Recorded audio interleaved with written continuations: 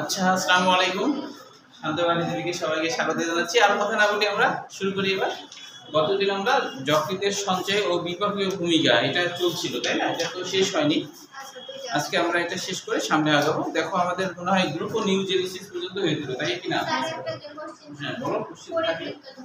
ওই যে বললাম যে লোবিউলের আশপাশ দিয়ে ধমনী অনেক শাখা চারপাশ থেকে থাকে, তো এই জন্য পরিবৃত্ত মানে বৃত্ত মানে এর মধ্যে বৃত্তাকার বৃত্তের মতো করে থাকে। হ্যাঁ, আশপাশে থাকে। হ্যাঁ, ওই জন্য এরকম। তাহলে গ্লুকোনিউজেনেসিস পর্যন্ত হয়েছিল, তাই কি না? তাহলে আমি আরেকবার মনে করার জন্য বলছি, হ্যাঁ, যে যকৃতের বিপাকীয় ভূমিকা মানে কি? যেখানে ক্রিয়া বিক্রিয়া হয়, মানে যকৃৎ যে বিভিন্ন ধরনের ক্রিয়া বিক্রিয়া ঘটায়, এটাই হলো বিপাক, তাই না? বিপাক হলো যকৃতের মধ্যে, যকৃতের কোষের মধ্যে যে বিভিন্ন ক্রিয়া বিক্রিয়া ঘটে, তাই কি না? পরিপাক আর বিপাক এই দুইটার পার্থক্য বলতে যে অনেকে কিন্তু বিপাকে বলে দেয়, হ্যাঁ, পরিপাক আর বিপাক। তো পরিপাক হয় পরিপাক তন্ত্রের মধ্যে, তাই না? কিন্তু বিপাক হয় কোষের মধ্যে। কোষের মধ্যে যে ক্রিয়া বিক্রিয়া ওইটাকে আমরা বিপাক বলবো, ঠিক আছে? আর কোষের বাইরে পরিপাক তন্ত্রের মধ্যে যে ক্রিয়া বিক্রিয়া ঘটে ওইটা হলো পরিপাক, ঠিক আছে? তাহলে যকৃতের বিপাকীয় ভূমিকা মানে হলো যকৃৎ কোষের মধ্যে এই সমস্ত ঘটনাগুলা ঘটে, মানে যকৃৎ কোষের মধ্যে যে ক্রিয়া বিক্রিয়া ঘটে সেটাই হলো বিপাক, তাই কি না? তাহলে প্রথম বিপাক কি ছিল? গ্লাইকোজেনেসিস, যেটা আমরা জানলাম। গ্লাইকোজেনেসিস হলো গ্লাইকোজেন আর সিস, তাই না? অর্থাৎ গ্লাইকোজেন তৈরির প্রক্রিয়ায়, হ্যাঁ হ্যাঁ, গ্লাইকোজেন তৈরির প্রক্রিয়া, গ্লুকোজগুলোকে গ্লাইকোজেন নামক দানাদার শর্করা বানানোর যে প্রক্রিয়া সেটাই হলো গ্লাইকোজেনেসিস। তারপরে ছিল গ্লুকোনিউজেনেসিস। তার মানে হলো গ্লুকো মানে গ্লুকোজ, নিউ মানে নতুন কোনো উৎস, যেমন প্রোটিন, লিপিড, এরকম জিনিসগুলোকে ভেঙে ভেঙে আবার গ্লুকোজ বানানো, সেটাই হলো গ্লুকোনিউজেনেসিস। তারপরে এবার আমরা চলে আসি গ্লাইকোজেনোলাইসিস। দেখো এখানে কিন্তু লাইসিস কথা আছে। লাইসিস মানে কি? ভেঙে ফেলা, বিগলন করা, এরকম বোঝায়। লাইসিস মানে ভেঙে ফেলা, বিগলন করা, এটা বোঝায়। তাহলে গ্লাইকোজেনোলাইসিস মানে কি? গ্লাইকোজেন যোগ লাইসিস। গ্লাইকোজেন যোগ লাইসিস মানে গ্লাইকোজেনকে ভেঙে ফেলা। যখন আমাদের রক্তে গ্লুকোজের মাত্রা কমে যায় তখনই কিন্তু গ্লাইকোজেন ভেঙে যায়, তাই না? তাহলে যখনই হলো গ্লাইকোজেন, ইনসুলিন, প্রোটিন গ্লাইকোজেনকে ভেঙে ফেলে, ভেঙে রক্তে গ্লুকোজ সাপ্লাই করে। তো এই যে গ্লাইকোজেনকে ভাঙছে, তাই এর নাম গ্লাইকোজেনোলাইসিস। গ্লাইকোজেন যোগ লাইসিস কথাটা হবে, হ্যাঁ। এবার দেখো লাইকোজেনেসিস, তার মানে কি? খেয়াল করো, এটা কিন্তু লাইসিস না, লাইকোজেনেসিস। জেনেসিস মানে তৈরির প্রক্রিয়া, তাই না? তাহলে লিপিড তৈরির প্রক্রিয়া, লিপিড তৈরির প্রক্রিয়া। তার মানে যকৃৎ যখন লিপিড তৈরি করতে শুরু করে দেয়, কখন?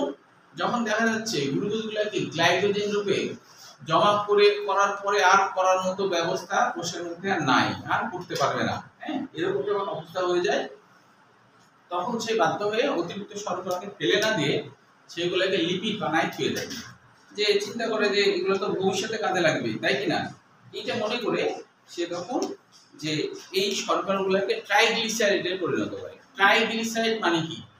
গ্লিসারলের সাথে তিনটা ফ্যাটি অ্যাসিড থাকা, হ্যাঁ, গ্লিসারলের সাথে তিনটা ফ্যাটি অ্যাসিড থাকলে তাকে বলা হয় ট্রাইগ্লিসারাইড। এইটা মনে করো গ্লিসারল, হ্যাঁ, এটা মনে করো গ্লিসারল। এই যে গ্লিসারল, এই গ্লিসারলের সাথে তিনটা ফ্যাটি অ্যাসিড, এটা হলো গ্লিসারল, দেখতে এরকম, তাই না? তো এর সাথে তিনটা ফ্যাটি অ্যাসিড, আর এখানে একটা ফ্যাটি অ্যাসিড, এইভাবে করে তো চলে যায় বিশাল বড়, এখানে আরেকটা ফ্যাটি অ্যাসিড, এখানে আরেকটা ফ্যাটি অ্যাসিড, এরকম এরকম ভাবে তিনটা ফ্যাটি অ্যাসিড যদি যুক্ত হয় তাহলে এই যুগের নাম হবে ট্রাইগ্লিসারাইড। তখন এই যুগের নাম কি হবে? ট্রাইগ্লিসারাইড। তাহলে এই শর্করাগুলো অতিরিক্ত শর্করা, এই অতিরিক্ত শর্করাগুলোকে ট্রাইগ্লিসারাইড হিসেবে জমা করে দেয়, রাখে। এই ট্রাইগ্লিসারাইড কিন্তু আমাদের অতিরিক্ত যদি জমে যায় তাহলে অনেক সময় আমাদের হৃদরোগ হয়, সেই কথা লেখা আছে। স্ট্রোক হতে পারে, হৃদরোগ হতে পারে। হৃদরোগ বলতে যে হার্ট অ্যাটাক ছাড়াও অ্যানজাইনা হতে পারে, মানে রক্তনালীর মধ্যে চর্বি জমে যাওয়া, হ্যাঁ, এটা আর কি, এসব হতে পারে। তাই বলছে যে এই জন্য শর্করা খাওয়ার ব্যাপারে সাবধান থাকতে হবে আমাদের। তাহলে বোঝা গেল তো শর্করা বিপাক। বলো এটির মধ্যে কারো কোনো সমস্যা আছে কিনা? একটু ক্লিয়ার হয়েছে কিনা? এপিনেফ্রিন মানে বৃক্কের উপরে যে গ্রন্থি থাকে, এটাই হলো এপিনেফ্রিন। সেখান থেকে যে হরমোনগুলো বের হয় আর কি, হ্যাঁ, বৃক্কের উপরের গ্রন্থি থেকে যে হরমোনগুলো বের হয় সেটাকে অ্যাপিনেফ্রিন বলা হয়। গ্লুকাগন কোথা থেকে হয় এটা তো জানোই, অগ্নাশয় থেকে, তাই না? আচ্ছা, তাহলে আর এইটুকুর মধ্যে কোনো সমস্যা আছে কারো? নাই তো? পরে যারা আসলে সমস্যা আছে কিনা বলো, আছে কোনো সমস্যা? আচ্ছা, না থাকলে সামনে আগাই। আচ্ছা, তাহলে এখন দেখো এখানে পার্থক্য আছে, এগুলো পার্থক্য করে রাখা ভালো হওয়ার জন্য। হ্যাঁ, গ্লাইকোজেনেসিস আর গ্লাইকোজেনোলাইসিস।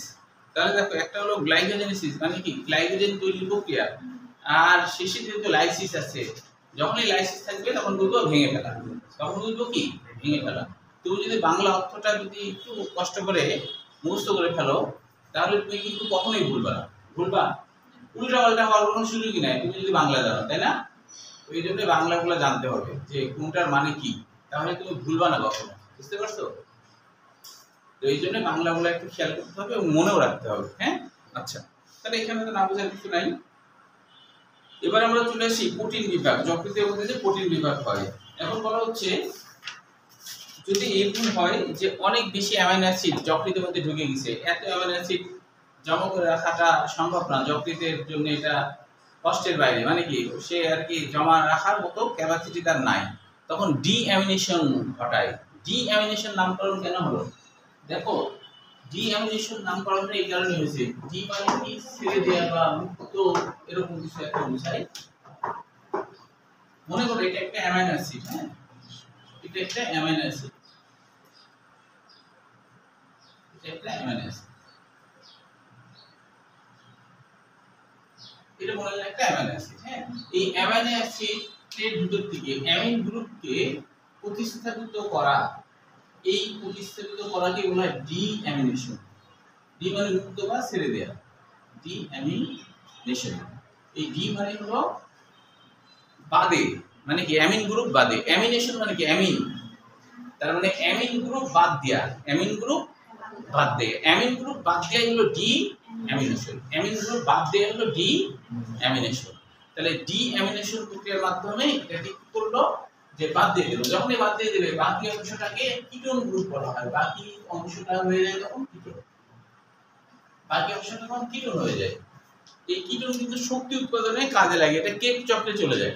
কেপ চক্রে যে ওই যে কেপ চক্র আছে না, হ্যাঁ, মাইটোকন্ড্রিয়ার মধ্যে যে কেপ চক্র, সেখানে যায় শক্তি উৎপাদনের কাজে, এটিপি তৈরির কাজে ব্যবহার হয়।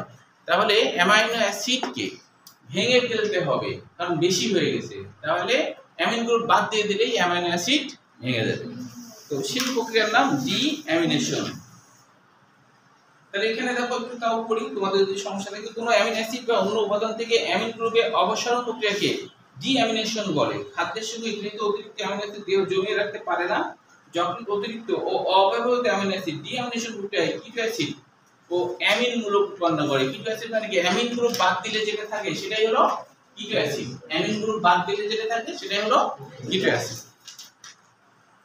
তাহলে কিটো অ্যাসিড শক্তি উৎপাদনের কেপ চক্রে চলে যায়, যেটা বললাম। অ্যামিন মূলক হাইড্রোজেনের সাথে বিক্রিয়া করে অ্যামোনিয়া উৎপন্ন করে, এটাও আবার কিন্তু বিষাক্ত, এটাও কিন্তু ক্ষতিকর। এখন যদি আরো কোনো ক্ষতিকর জিনিস থাকে তাহলে দুই ক্ষতিকরকে এক জায়গায় করে বের করে দেওয়াই ভালো।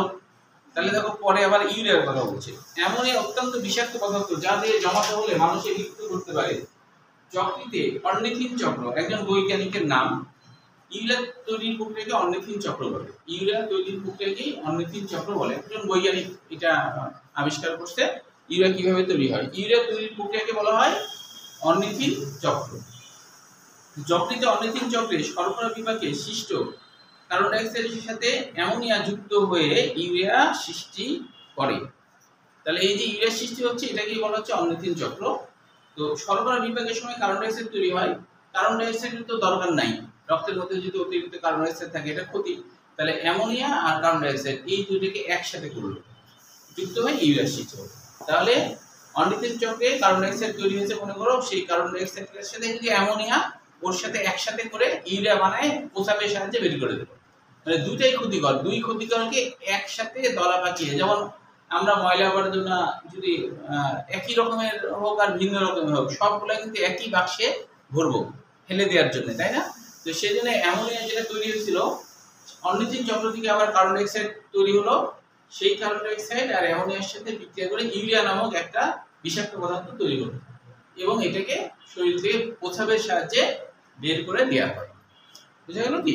এই কথাটা বলছি। তারপর হরমোন আরেকটা আছে প্লাজমা প্রোটিন সংশ্লেষ। রক্তের যে প্লাজমা প্রোটিন আছে না, রক্ত রসের মধ্যে প্লাজমা প্রোটিন আছে, সেই প্লাজমা প্রোটিন বলছি যে যকৃৎ গামা গ্লোবুলিন ছাড়া, এটা কিন্তু মিডিকেল এডমিশনে আসছিল, হ্যাঁ, গামা গ্লোবুলিন মানে কোনটি ছাড়া যকৃৎ মানে প্লাজমা যকৃৎ আর কি কোনটি তৈরি করে না, এইভাবে আসছিল মেডিকেল এডমিশনে, হ্যাঁ, 18 সালে আসছিল, কোনটি তৈরি করে না, তাহলে হলো গামা গ্লোবুলিন তৈরি করে না। এটি ছাড়া প্রায় সব ধরনের প্লাজমা প্রোটিন সংশ্লেষ করে। যকৃতে যেসব প্লাজমা প্রোটিন সংশ্লিষ্ট হয় সেগুলো কি? Albumin, lipoprotein, transferrin, ceruloplasmin. Ceruloplasmin মানে তামা বহনকারী প্রোটিন, এটা বাংলা অর্থ হলো তামা বহনকারী প্রোটিন, এটা তামা বহন করতে পারে। গ্লোবিউলিন, যেগুলো গোল গোল ধরনের প্রোটিন তাকে আমরা গ্লোবিউলিন বলি, হ্যাঁ। সেরোপ্লাজমিন তামা বহনকারী প্রোটিন, তামা বহনকারী প্রোটিন।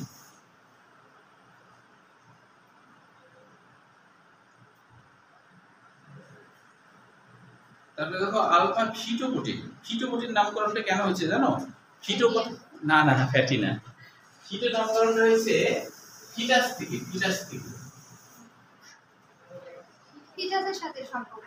হ্যাঁ বলছি, ফিটাসের সাথে কি সম্পর্ক? যখন মানুষ ফিটাস, হ্যাঁ, যখন মানুষের ভ্রূণ অবস্থা থাকে ওই সময় তখনকার যকৃৎ এটা তৈরি করে, এই জন্য এর নাম ফিটোপ্রোটিন। ওই অত আগে তৈরি হয়, তাহলে কোন অবস্থায় তৈরি হয়েছে? ফিটাস অবস্থায় তৈরি হয়েছে, সেজন্য এর নাম ফিটোপ্রোটিন।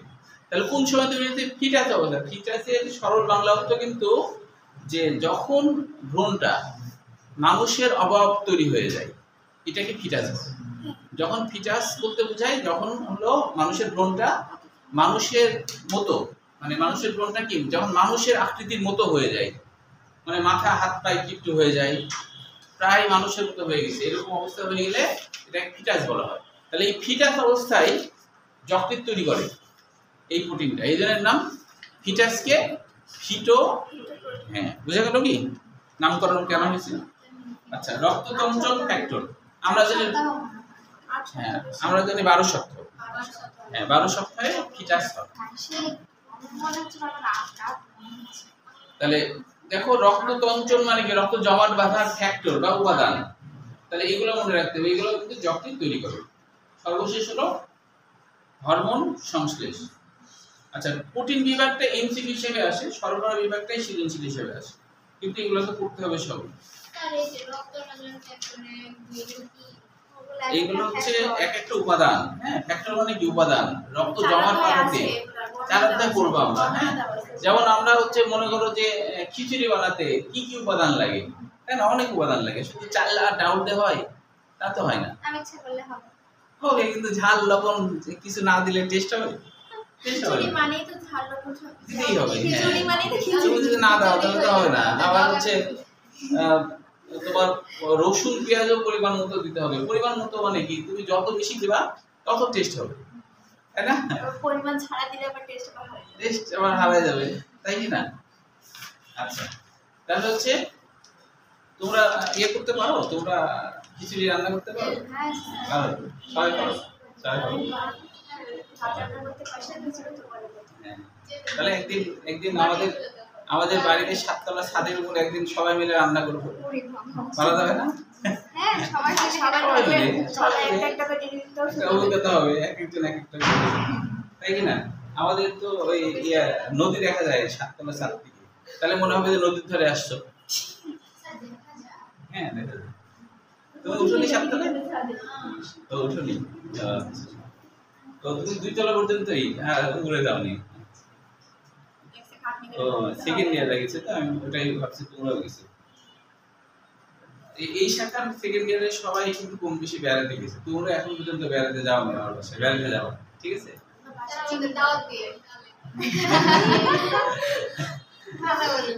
ভালো বলেছো, ইফতার একটা রেস্টুরেন্টে না গেলে আমার বাড়িতে তাহলে ব্যবস্থা করতে হবে। তাহলে ধরে দাও, তাই কি না? আচ্ছা, তাহলে এবার দেখো হরমোন সংশ্লেষ। যকৃৎ অ্যাঞ্জিওটেনসিনোজেন হরমোন সংশ্লেষ করে। এরকম নাম কেন হয়েছে? অ্যাঞ্জিও মানে রক্তনালী, টেনশন মানে চাপ, রক্তনালীর চাপ তৈরি করে, এই জন্য এরকম নাম হয়েছে। অ্যাঞ্জিও মানে রক্তনালী, টেনসিনোজেন আসলে এটা হলো নিষ্ক্রিয় অবস্থা। হ্যাঁ, রক্তনালীর চাপ সৃষ্টিকারী এনজাইম, এটা হরমোন এনজাইম। স্যার সংশ্লেষ আর নিঃসরণের মধ্যে কি পার্থক্য? একটু পার্থক্য আছে। সংশ্লেষ মানে বিভিন্ন রাসায়নিক ক্রিয়া বিক্রিয়ার মাধ্যমে কোনো কিছু তৈরি হয়ে গেল, আর তৈরি হওয়ার পরে নিঃসরণ হচ্ছে, বের হচ্ছে। তাহলে বের হওয়া তো ওটা কোনো বিক্রিয়ার মধ্যে পড়ে না, বুঝা গেল কি? এই যেমন আকাশ থেকে বৃষ্টি পড়ছে, তার আগে তো অনেক কাহিনী ঘটে, তাই না? মানে তারপরে বৃষ্টি হয়, আমি দেখলাম যে হ্যাঁ? হচ্ছে যে বিক্রিয়া ঘটে ওটাই সংশ্লেষ। তবে একটু পার্থক্য আছে, মানে দুইটা মানে যৌগের মধ্যে যদি বিক্রিয়া ঘটে, ওটা বিক্রিয়া বা রিঅ্যাকশন হলো। কিন্তু যখন দুইয়ের বেশি সংখ্যক, তিনটা চারটা পাঁচটা অনেকগুলা বিক্রিয়ক একসাথে বিক্রিয়া করে, তখন ওটার নাম সংশ্লেষ বা সংশ্লেষণ। যেমন আমরা বলি সালোক সংশ্লেষণ, কেন বলি? কারণ এখানে অনেকগুলো বিক্রিয়ক কাজ করে না, অনেকগুলো বিক্রিয়ক কাজ করলেই তখন আমরা বলবো সংশ্লেষণ বা সংশ্লেষ। আর শুধু যদি দুইটা বিক্রিয়ক একসাথে বিক্রিয়া করে, তখন ওইটাকে আমরা বিক্রিয়াই বলি, জাস্ট সংশ্লেষণ বলবো না। অধিক সংখ্যক বিক্রিয়ক একসাথে বিক্রিয়া করলেই ওর নাম সংশ্লেষণ। বুঝতে পারছো? ডাল আর ভাত খাচ্ছ, সেটাকে তো খিচুড়ি বলা যাবে না, তাই না? তখন একসাথে মিক্সচার করে গেলো, তখন ওটা খিচুড়ি, ঠিক না? স্যার হচ্ছে আমি দেখলাম যে হচ্ছে যকৃৎ থেকে কোনো রকম হরমোন নিঃসরণ হয় না, তো ওখানে আমি স্যার অনলাইনে দেখলাম। আচ্ছা, অনলাইনে অনেক সময় একটু ভুল থাকে। তারপরে বলা হয়েছে যে বিভিন্ন রকম প্রোটিন তৈরি হয়, তো ওই প্রোটিনগুলো কি মিক্স হয়ে হরমোন তৈরি করে? না, আসলে বেশিরভাগ হরমোন কিন্তু আবার লিমিট জাতীয় হয়। যেমন এনজাইম, বেশিরভাগ এনজাইম হলো, সব এনজাইম প্রোটিন, কিন্তু সব হরমোন কিন্তু প্রোটিন না। কিছু হরমোন প্রোটিন আছে, কিন্তু সব হরমোন প্রোটিন না। তো এখন অনলাইনের এখন ধরো যে অনেকেই তো অনেক কিছু পোস্ট দেয়, তো সব কিছু যে ঠিক হবে তার কোনো মানে নাই। হ্যাঁ, তবে এটা জেনে রাখো, যকৃৎ হলো হাই লেভেলের বইয়ে বলা আছে, যকৃৎ হচ্ছে মিশ্র গ্রন্থি, অগ্ন্যাশয় মতো যকৃৎ মিশ্র গ্রন্থি। ওই যে বলেছি শুক্রাশয় ডিম্বাশয়, এটাও মিশ্র গ্রন্থি। এবং বললাম না যে একবার মেডিকেল এডুকেশনে আসছে, 15 সালে আসছে মিশ্র গ্রন্থি হিসেবে। হরমোন না হয় হরমোন হলো, সেটা বললাম। এনজাইম কি হবে তাহলে? ইয়েতে শুক্রাশয় ডিম্বাশয় এনজাইমগুলো যদি লিখে নিতে চাও লিখতে পারো। স্যার একটু বলেন। এনজাইম আর হরমোনের মধ্যে পার্থক্য তাই বলছো? আচ্ছা, এনজাইম তো হচ্ছে সবগুলো। হ্যাঁ, আচ্ছা, এনজাইম আর হরমোনের পার্থক্য মনে রাখবা। হরমোন সবসময় নালীবিহীন অন্তঃক্ষরা গ্রন্থি থেকে ক্ষরণ হয়, আর ওটা বহিঃক্ষরণ। আর একটা পার্থক্য, হরমোন নালীবিহীন গ্রন্থি থেকে ক্ষরণ হয়। হ্যাঁ, অন্তঃক্ষরা মানে তো নালীবিহীন। আচ্ছা, আর একটা মনে রাখবা, হরমোন হচ্ছে এনজাইমের কাজকে ত্বরান্বিত করতে আসে। মানে হরমোন হলো এনজাইমের বাপ। হ্যাঁ, হরমোন ক্ষরণ হলে তারপর এনজাইম সক্রিয় হয়। হরমোন যখন যাবে এনজাইমের সাথে কাজ করবে, তখন এনজাইম বুঝবে যে আমাকে কাজ করতে হবে। বুঝতে পারছো? হ্যাঁ, হরমোন এনজাইমকে সক্রিয় করে। আচ্ছা, শুক্রাশয় ডিম্বাশয়ের দিকে নিঃসৃত হরমোন এনজাইমগুলোর নাম যদি লিখতে চাও লিখতে পারো। যেমন হলো, শুক্রাশয়ের দিকে লাইটিক এনজাইম ক্ষরণ হয়, ডিম্বাশয়ের দিকে লাইসোজাইম এনজাইম ক্ষরণ হয়।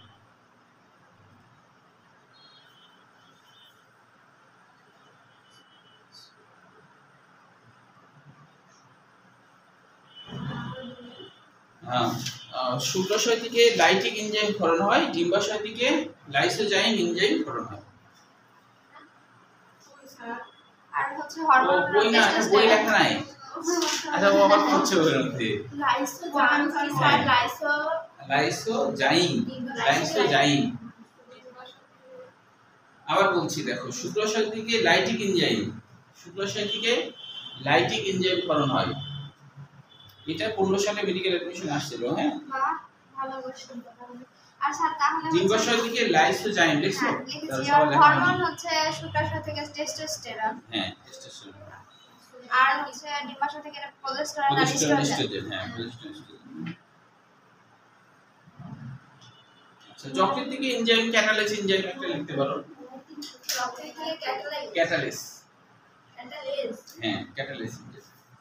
এটা অবশ্য আশরাফ উদ্দিনের বইয়ে এইটা এনজাইম এটা সরাসরি নিষিদ্ধ হয় যকৃত থেকে। কি বলেন ক্যাটালিস? ক্যাটালিস এটা আশরাফ উদ্দিনের বইয়ে আছে, লেকচার পাবলিকেশন এর বই, আশরাফ উদ্দিনের বই আছে।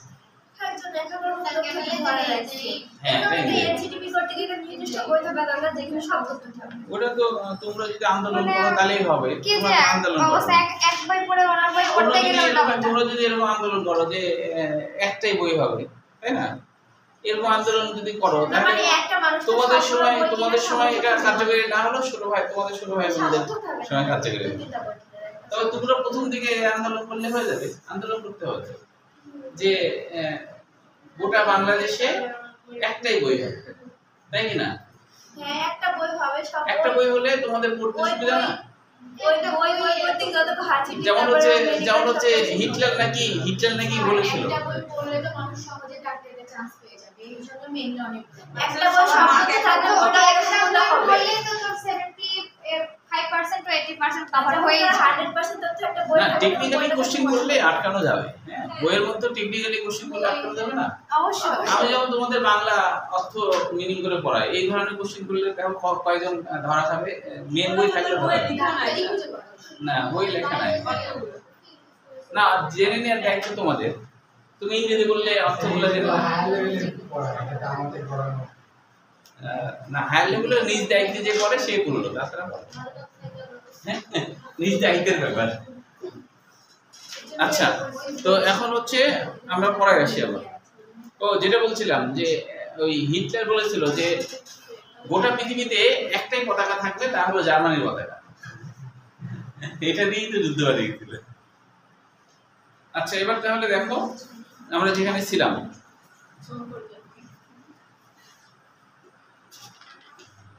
তাহলে এটা তো হলো হরমোন।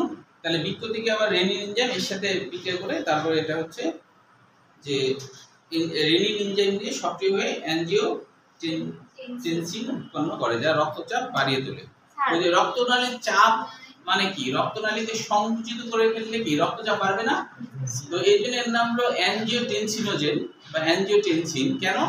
ওই যে টেনসিন মানে টেনশন, টেনশন মানে চাপ। রক্তনালীতে চাপ সৃষ্টি যদি করে রক্তচাপ বেড়ে যাবে, পারবে না? কোনো চিকন পাইপের ভিতর দিয়ে পানি গেলে চাপ বেশি হয় না? তো এর এই কাজটা করে, বুঝতে পারছো? এটাই তো স্যার হচ্ছে আগে পড়লাম যে মানব শিশুতে রেনিন উৎপন্ন হয়, তার পরবর্তীতে তৈরি হয় বড় হলে তৈরি হয় কি? হ্যাঁ বড়। আচ্ছা, এবার তাহলে আমরা চলে আসি লিপিড বিভাগ থেকে। কোনো কোশ্চেন হয় না, এমসিকিউ হয় না, সৃজনশীলও হয় না। তবে এখানে না বোঝার মতো তেমন কিছু নাইও, তাও একটু আমি পড়ে শোনাই তোমাদের যদি মনে হয় কোনো কিছু আছে। যে অন্ত্র থেকে শোষিত স্নেহ পদার্থ যকৃতে পৌঁছে চর্বিতে পরিণত হয় এবং সেখানে সঞ্চিত হয়। যকৃৎ ফ্যাটের অক্সিজেন সংযোগে দহন বা অক্সিডেশনের ফলে এটিপি শক্তি উৎপন্ন করে। ফ্যাট, এখানে তো এটিপি তৈরি হয় ফ্যাট থেকেও, তাই না? সেটা বলছে। কোলেস্টেরল, ফসফোলিপিড, লাইপোপ্রোটিন প্রভৃতি যকৃতে সংশ্লেষিত হয়। যকৃতে গ্লিসারল ও ফ্যাটি অ্যাসিডের জারণ ঘটে, ফলে কিটোন বর্গীয় বস্তুগুলোর সৃষ্টি হয়। যকৃতে শর্করা ও প্রোটিন থেকে ফ্যাট সংশ্লেষিত হয়। না বোঝার কিছু নেই, তবে এগুলো মুখস্থ করবো না, কারণ এগুলো আসে না। এখান থেকে এমসিকিউ বা সিএনসি কিছুই আসে না। এমসিকিউর জন্য এটা। হ্যাঁ, এবার দেখো লোহিত কণিকা উৎপাদন ও ভাঙন। গ্রন্থে লোহিত কণিকা উৎপাদনে যকৃৎ নিয়োজিত থাকে, অর্থাৎ হলো যকৃৎ গ্রন্থে লোহিত কণিকা উৎপাদন করে। পরবর্তী সময়ে অস্থিমজ্জার কোষগুলো এই দায়িত্ব পালন করে।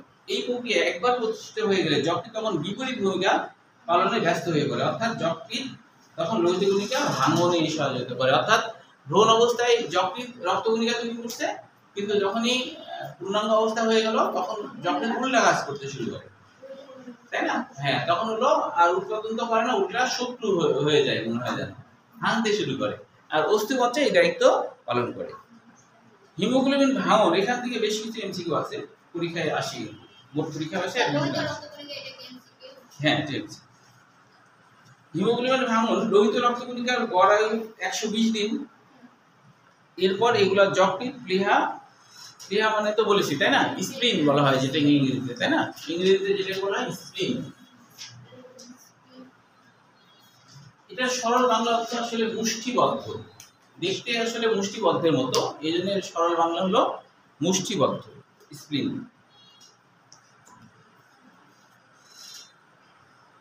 অস্থিমজ্জায় ফ্যাগোসাইটোসিস ম্যাক্রোফেজ কোষের ক্রিয়ায় ভেঙে যায় লোহিত কণিকাগুলো, তাই না? ফ্যাগো মানেই খাওয়া, তাই না? ফ্যাগো মানে কি? খাওয়া, তাই না? ফ্যাগোসাইটোসিস মানে সাইটো মানে কোষ, তাহলে যে কোষটা খাওয়া দাওয়া করে তাকে বলা হয় ফ্যাগোসাইটোসিস। ম্যাক্রোফেজ, ম্যাক্রো মানে বড়, ফেজ মানে দশা, বড় দশা। আসলে এটা মনোসাইট ছিল, শ্বেতকণিকা যেটা মনোসাইট, শ্বেতকণিকা মনোসাইট, এই মনোসাইটই হলো বড় হয়ে যায়, 4 থেকে 5 গুণ বড় হয়ে যায়। আচ্ছা, এটা অস্থিমজ্জা তৈরি করে না? হ্যাঁ, অস্থিমজ্জা দিয়ে শ্বেতকণিকা মনোসাইট থাকে, কিন্তু যখনই হচ্ছে লোহিত কণিকার অ্যাবনর্মাল অবস্থা দেখে তখন এরা অ্যাক্টিভ হয়ে ওঠে এবং 4 থেকে 5 গুণ বড় হয়ে ম্যাক্রোফেজ শ্বেতকণিকা তৈরি করে।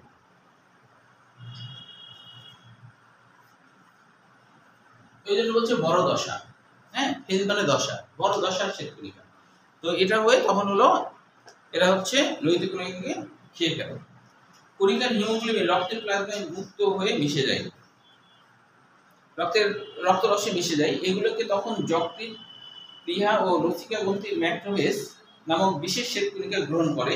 যকৃতের ম্যাক্রোফেজকেই কাফফার কোষ বলে। এটাও গুরুত্বপূর্ণ এমসিকিউ, যে যকৃতের যে ম্যাক্রোফেজ শ্বেতকণিকা তাকে কাফফার কোষ বলে। এটা অনেকবার আসছে পরীক্ষা অ্যাডমিশনে, যে যকৃতের ম্যাক্রোফেজ কোষগুলোকে কি বলে? কাফফার কোষ বলে। তো যে ক্লিপটন কাফফার একজন বিজ্ঞানী, হ্যাঁ, তার নাম অনুযায়ী ম্যাক্রোফেজের অভ্যন্তরে হিমোগ্লোবিন ভেঙে হিমোগ্লোবিনে পরিণত হয়। ম্যাক্রোফেজের অভ্যন্তরে হিমোগ্লোবিন ভেঙে যায় হিম আর গ্লোবিন তৈরি করে।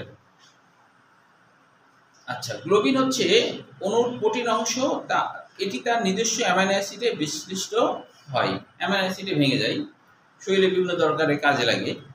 হিম থেকে আয়রন অংশ সরে গেলে অণুর বাকি অংশ ব্লিহার্ডিন নামক সবুজ রঞ্জক উৎপন্ন করে। তাহলে দেখো যে আসলে আমরা যেটা দেখি যে হিমোগ্লোবিনের সরাসরি যদি আমরা হিমোগ্লোবিনের ছবি দেখি তাহলে কিন্তু জাস্ট এটাই দেখতে পাই, এটুকুই দেখতে পাই যে হিমোগ্লোবিনে এরকম একটা অংশ আছে, বাইরের দিকে আসলে আয়রন অংশ থাকে। হিমোগ্লোবিন এরকম দেখতে কিছুটা, হ্যাঁ, এইখানে আসলে আয়রন অংশ। এটা গঠনগত রূপ হলো ফেরাস, কিন্তু যখন এই বিক্রিয়া অংশগ্রহণ করে তখন ফেরিক হয়ে যায়, যখন অক্সিজেন ঢুকলে এটা ফেরিক হয়ে যায়। আচ্ছা, কিন্তু এইটা আলাদা হয়ে যায়, তার মানে কি এই জিনিসটা আলাদা হয়ে গেছে। আর এই যে গ্লোবিন, এটা অ্যামাইনো অ্যাসিডে বিশিষ্ট হয়ে গেছে, শরীরে দেখা যাচ্ছে বিভিন্ন কিছু তৈরি করার কাজে রক্তরসে মিশে যায় এবং কোষের মধ্যে ঢুকে যায়। যেমন রাইবোজোম তৈরি করতে অ্যামাইনো অ্যাসিড লাগবে, কোষঝিল্লি তৈরি করতে অ্যামাইনো অ্যাসিড লাগে, প্রোটিন হয় পরবর্তীতে। ওইগুলা অ্যামাইনো অ্যাসিডগুলো পরবর্তীতে একীভূত হয়ে প্রোটিন হয়ে যায়। আমাদের কোষ বিভাজন প্রতিনিয়ত হচ্ছে না, নতুন নতুন কোষ তৈরি করতে গেলে প্রোটিন লাগবে, কিন্তু তাহলে এই ভাঙা জিনিসটা কাজে লাগানো হলো। যেমন একটা বাড়ি ভাঙলে ওই বাড়ি ভাঙার পরে ইটগুলা কিন্তু কাজে লাগানো হয়, কাজে লাগানো হয় না? যেগুলো দেখা যাচ্ছে খোয়া হয়ে গেছে, বা খোয়া মানে ভেঙে ভেঙে একটা ইট ধরো 4-5 টুকরা হয়ে গেছে, ওগুলাকে আবার খোয়া বানায় না? কাজে তো লাগানো হয়। আমাদের শরীরেও লোহিত কণিকা ভাঙার পরে এগুলো আবার কাজে লাগে, লোহিত কণিকা ভাঙার পরে এগুলো আবার কাজে লাগে। তাহলে এই গ্লোবিনটা অ্যামাইনো অ্যাসিডে বিশিষ্ট হয়ে আমাদের রক্তরসে মিশে বিভিন্ন কোষে কোষে যার যেখানে দরকার চলে যায়, বুঝতে পারছো? কিন্তু আয়রন অংশ, এই আয়রন অংশ আসলে এখানে দেখা যায় না, কিন্তু এর বাইরে একটা অতিরিক্ত প্রোটিনের আবরণ সহ থাকে, যেটা এর আগে কথা বলছিলাম, তাই না? হ্যাঁ, আসলে এটা ফেরিটিন হিসেবে থাকে। তো এই অবস্থায় এটা দেখতে সবুজ হয়, পরে এই রঞ্জক হলদে হয়ে যায়, মানে যকৃতের মধ্যে বিভিন্ন রাসায়নিক ক্রিয়া বিক্রিয়ার কারণে এটার চেহারা চেঞ্জ হয়ে বিলিরুবিনে পরিণত হয়ে যায়, মানে হলদে হয়ে যায়। আয়রন ফেরিটিন রূপে, এই যে আয়রনগুলো ফেরিটিন রূপে জমা হয়ে থাকে। হ্যাঁ, এই যে বলেছিলাম ফেরিটিন রূপে জমা থাকে, যখন যখন দরকার হয় তখন কিন্তু এই জিনিসটা এরকম অবস্থাতেই চলে যায় অস্থিমজ্জায়। যখন যেতে লাগে তখন এর নাম ট্রান্সফেরিন, এর নাম ট্রান্সফেরিন। হ্যাঁ হ্যাঁ, না ওটা ভুল করে লিখছি, হ্যাঁ, ফেবি হবে না, ওটা ফেরিটিন হবে, এটা মিস্টেক। এবার দেখো পিত্ত উৎপাদনে দেখো যকৃৎ কোষে অবিরাম পিত্ত ক্ষরণ করে এবং পিত্তথলিতে জমা রাখে। যকৃৎ কোষে স্টেরয়েড থেকে পিত্ত লবণ, মানে স্টেরয়েড মানে হলো কোলেস্টেরল, মানে ঘন চর্বিগুলোকে স্টেরয়েড বলা হয়। স্টেরয়েড কথাটা আসছে কোন শব্দ থেকে? আচ্ছা সবাই একটু শুনে কতটুকু মনে রাখতে পারতো, পরে আমি একটু সবাইকে ধরে দেখবো কতটুকু মনে রাখতে পারতো। যখন 3:52 বাজবে তখন আমাকে বলবা। হ্যাঁ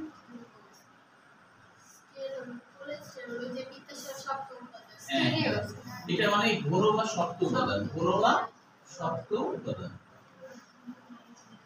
কি মনে রাখার কথা বললেন? ও যা যা আলোচনা করছি, হ্যাঁ যা যা আলোচনা করতে কতটুকু মনে রাখতে পারছো এটা আমি একটু ধরবো। হ্যাঁ ঠিক আছে,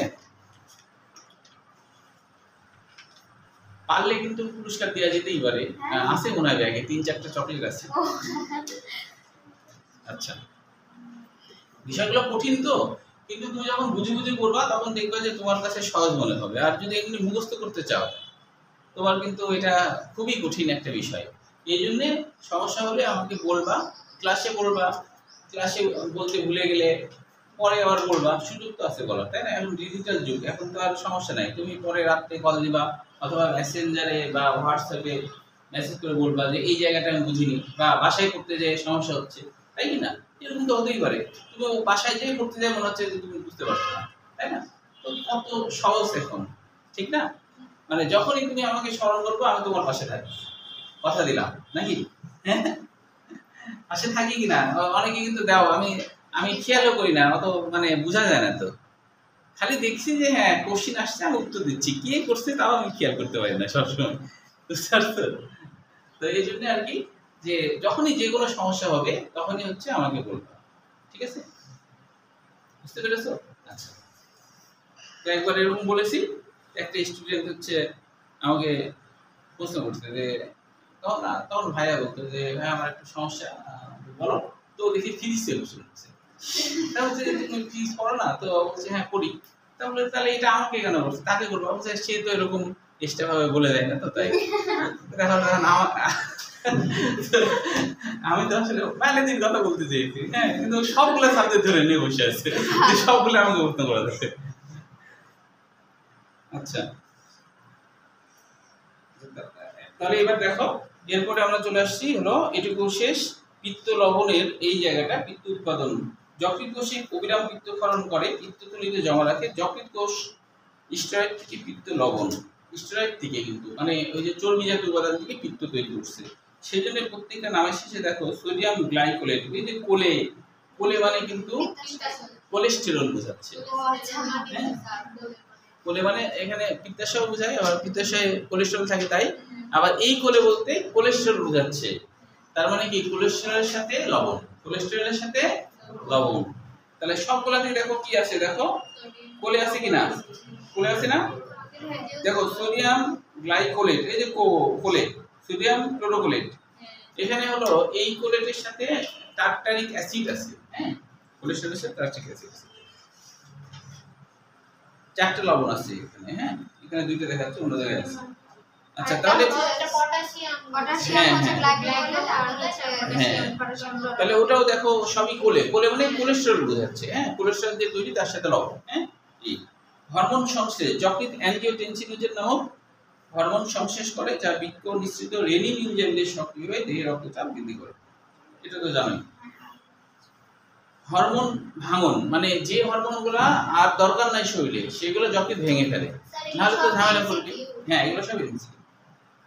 এই যে লবণগুলোর নাম মনে রাখতে হবে, হরমোন সংশ্লেষে হরমোনের নাম মনে রাখতে হবে, হরমোন ভাঙে কোন কোন হরমোনগুলো ভাঙে সেগুলো মনে রাখতে হবে। তো বলছে যেমন টেস্টোস্টেরন ও অ্যালডোস্টেরন। তো মনে রাখবা যে টেস্টোস্টেরন কথাটা আসছে কোথা থেকে, এর বাংলা অর্থ আসলে কি বলো? ছেলেদের, কিন্তু বাংলা কি পারবা, অনুমান করে পারবা? ও তাও কাছাকাছি বলতে পারছে কিন্তু। হ্যাঁ টেস্টিস মানে শুক্রাশয়। হ্যাঁ সেখান থেকে টেস্টোস্টেরন, স্টেরন মানে স্টেরয়েড, মানে স্টেরয়েড মানে টেস্টোস্টেরন থেকে যে স্টেরয়েড জাতীয় হরমোন নিঃসরণ হয়। টেস্টোস্টেরন মানে হলো শুক্রাশয় থেকে যে স্টেরয়েড জাতীয় বা কোলেস্টেরল জাতীয় যে হরমোন বের হয় তার নাম টেস্টোস্টেরন। বুঝতে পেরেছো? হ্যাঁ টেস্টিস মানে শুক্রাশয়, টেস্টিস মানে শুক্রাশয়। সব তো মনে থাকবে না, লিখে রাখতে হবে, তাই কি না? টেস্টিস মানে শুক্রাশয়, টেস্টিস মানে শুক্রাশয়। স্টেরন মানে স্টেরয়েড, স্টেরয়েড মানে কোলেস্টেরল। তাহলে হ্যাঁ স্টেরয়েড, স্টেরন কথাটা আছে স্টেরয়েড থেকে, স্টেরয়েড মানে কোলেস্টেরল জাতীয়। তাহলে শুক্রাশয় থেকে যে কোলেস্টেরল জাতীয় হরমোন বের হয় সেটাই হলো টেস্টোস্টেরন। বুঝলি? বুঝতে পারছো? অ্যালডোস্টেরন নামকরণ কেন হয়েছে? অ্যালডোস্টেরন মানে কিন্তু আবার যে বৃক্কের উপর থেকে যে স্টেরয়েড জাতীয় হরমোন, অ্যালডোস মানে বৃক্কই বোঝায়, হ্যাঁ বৃক্কের উপর থেকে এটা বের হয়, এই জন্য এর নাম হলো বৃক্কের স্টেরয়েড থেকে, বৃক্কের উপর থেকে যে স্টেরয়েড এপিনেফ্রিন, অ্যালডোস্টেরন একই জাতীয়, এরা হলো লবণের আয়নের সমতা বজায় রাখে এই হরমোনটা। বৃক্কের উপর থেকে নিঃসৃত স্টেরয়েড, ওই যে স্টেরন, স্টেরন মানে স্টেরয়েড, স্টেরন মানে ও এটা হলো লবণের আয়ন, মানে লবণের আয়নের সাম্য অবস্থা বজায় রাখে এই হরমোন। হ্যাঁ ইনসুলিন তো জানোই, হরমোনগুলো ধ্বংস হয় এবং অন্য হরমোনগুলো ইনসুলিন, গ্লুকাগন, গ্লুকাগনের সরল বাংলা অর্থ গ্লুকোজ নেতা, গ্লুকোজ নেতা মানে গ্লুকোজের নেতা, গ্লুকোজের নেতা মানে যে কি করে গ্লুকোজ বৃদ্ধি করছে, এই জন্য এর বাংলা অর্থ গ্লুকোজের নেতা। ওটা 5 সপ্তাহে শিখলে হবে, ওটা থাকবে। আন্তিক হরমোন তো বুঝছো, আন্তের হরমোন। হ্যাঁ বলো। জানি বলেন স্যার প্রধান নাকি কি প্রধান বললাম? গ্লুকোজের কি বলে স্যার? গ্লুকোজের নেতা, গ্লুকোজের নেতা বা গ্লুকোজের প্রধান, মানে অর্থাৎ যে গ্লুকোজকে বাড়ায়, তো ওই জন্য এই এর নাম হলো গ্লুকোজ নেতা। গ্লুকাগন মানে গ্লুকোজ নেতা, যে গ্লুকোজকে বাড়ায় ওই জন্য নাম হচ্ছে গ্লুকোজ নেতা। অ্যাড্রেনাল মানে হলো বৃক্কের উপর থেকে নিঃসৃত হরমোন, অ্যাড্রেনাল মানে বৃক্কের উপর, তো হচ্ছে অ্যালডোস্টেরন, এটা অ্যাড্রেনালের থেকে নিঃসৃত হয় না? থাইরক্সিন মানে হলো বর্মাকৃতি, দেখতে বর্মের মতো, থাইরয়েড গ্রন্থি থেকে আসে তো। হ্যাঁ থাইমাস থেকে থাইরক্সিন হয়, থাইমাস থেকে, ওই থাইমাসের দেখতে বর্মাকৃতির মতো, তাই বর্মা, বর্ম মানে এরকম দেখতে কিছুটা, এরকম দেখতে তো, এটা একটু বর্মের মতো, ওই যে এক ধরনের বর্ম আছে এদিকেও ইয়ে আবার ওইদিকে, দুই দিকেই কাটে, এটাকে নাম দিয়েছে বর্মাকৃতি। মানে বর্ম হলো ওই যে মারামারিতে ব্যবহার করে যেটা ঢাল যা জাতীয় এরকম, থাইরক্সিনের নাম।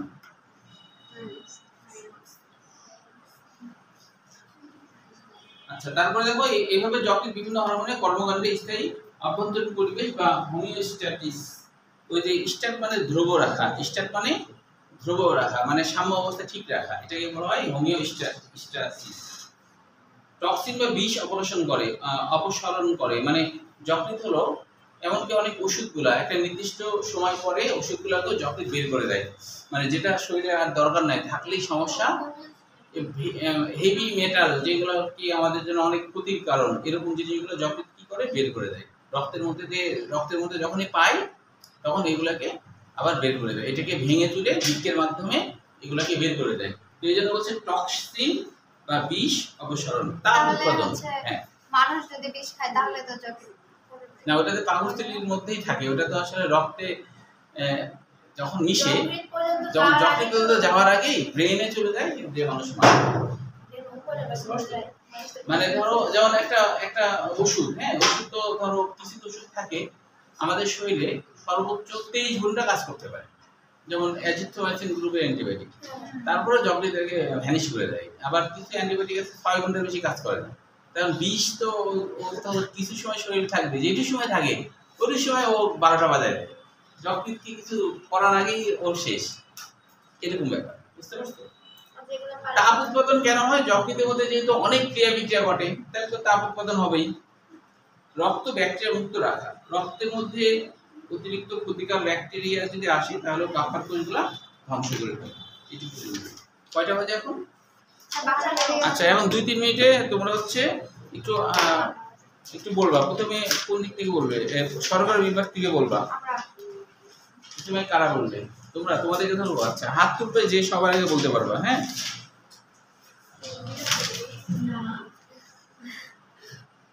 তোমরা আগে হাত তোলো তারপরে ছেলেরা তোমরা হাত তোলো যে গ্লুকোনিওজেনেসিস এর বাংলা অর্থ কি অন্য বিধি আগে হাত তুলছি হ্যাঁ ধন্যবাদ তাহলে তুমি একটা চকলেট পাবা যাওয়ার সময় আমি দিচ্ছি এবার ছেলেদের মধ্যে দিও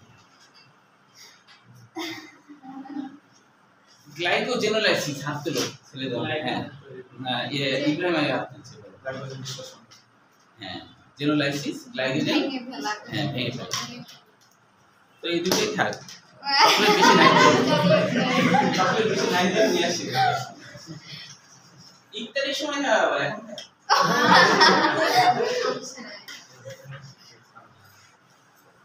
পরে শেষ